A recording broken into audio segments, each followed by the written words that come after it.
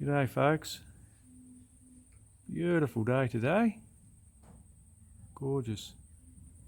We're about a week out from winter, you wouldn't think so. Mind you, we had a bit of snow last night on the hills, so we've got a bit more to come too. But I'll take it while it's giving it out today, it's beautiful. Oh dear. Alright guys, well I've been busy. Been very busy. Yes, she's sitting back on the ground. Wheels on her. I've got the Vacupan system done. And to say I'm happy is an understatement. I'm actually very stoked with how it's turned out. Oh, it's going to be awesome, guys. I've got rid of the smell now. That's one of the bonuses, because I did have it venting. Well, I had it originally venting out of those 4 tubes, or those 4 braided lines coming out of the box, just in the engine bay, and then I sort of thought, oh well, I might route it underneath and bring it out sort of down below to get rid of the smell. But I always had this smell of fumes, and I think it was just coming up through the bonnet and then getting pushed back down through the vent here, because I've got rid of the heater ducting, and it's all open, so we get a huge amount of air come through here into the cab, which is what I want. But unfortunately I had a lot of fumes come through at the same time. Well, there's no smell whatsoever, even just hovering around the front here, because it's all running out of the tailpipe. Oh, it's awesome. I love it. I've had to mod it though, guys, because the test that I did in another video, it worked, but when I had it all up and running at idle, I had reversion. I had a slight amount of like pressure coming back up through it. It was very minimal, but it wasn't what I was after. I wanted some sort of at least a neutral, if not slight negative vacuum at idle, at low airspeed. And I think I know what the cause is, guys. It's coming out from the turbine like a tornado, like a spinning effect, like there's twisting as it's coming out on low speed. And it was just, it must have been just sort of whipping around the outside edge of the pipe and sort of getting some sort of reversion running back up the Vacupan. So what I've gone and done, I've put a shield on it, and now it seems we get a slight vacuum on idle, and as soon as we crack the throttle, we're creating vacuum in the pipe, which is bloody awesome. And you've got to remember, guys, I can only give it a quick rev with no boost, no nothing, just a quick stab on the throttle, and it works really well just sitting here playing around with it. I ended up having to cut the stainless so I could get into it to fab up this, guys, and it was a tricky little job, but I did it, and I'm actually very pleased with it. And I'll show you if I can get a little bit of light up in there. If you look right up the back, you can see there's like a wedge, so we get a nice transition into the cover. I don't think we're going to get any restriction, because it's a 4-inch pipe straight out, and it's only a couple of feet long. But, oh look, the way I can tell, guys, when I've tested it,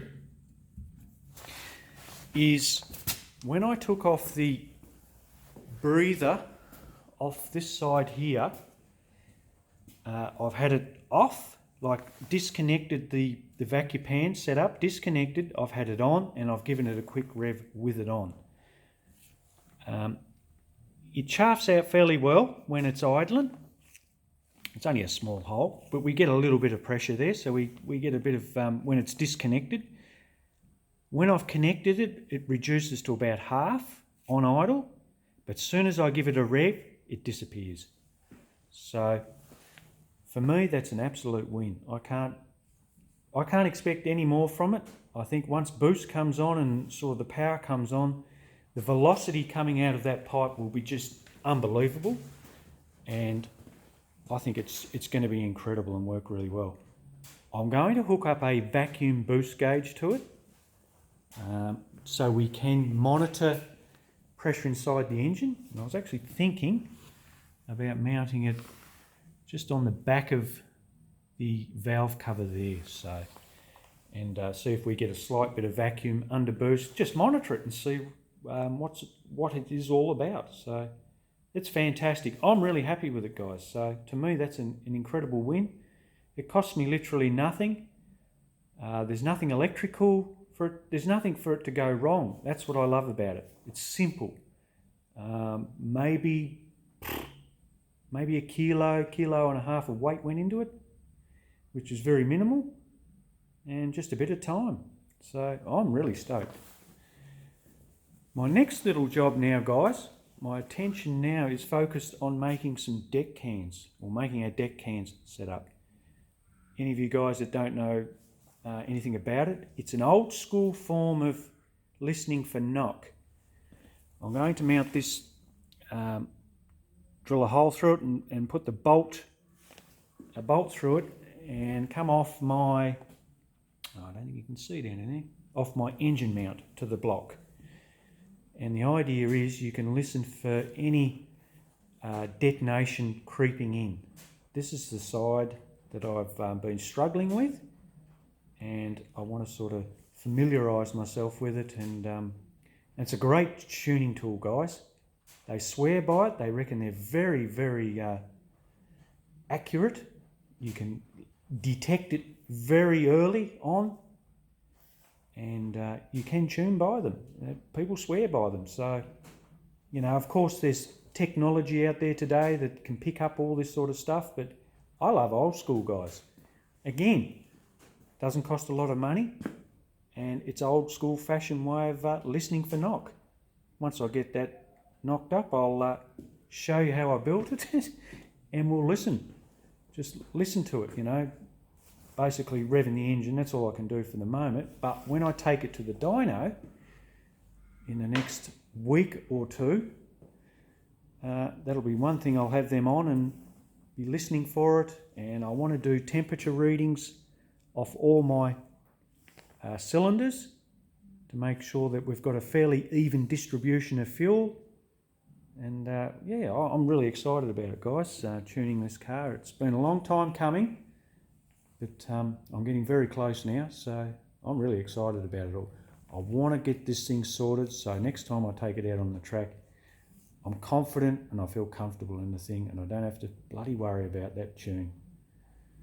Alright guys, well that's where it is at the minute, so we're not far off taking it to the dyno.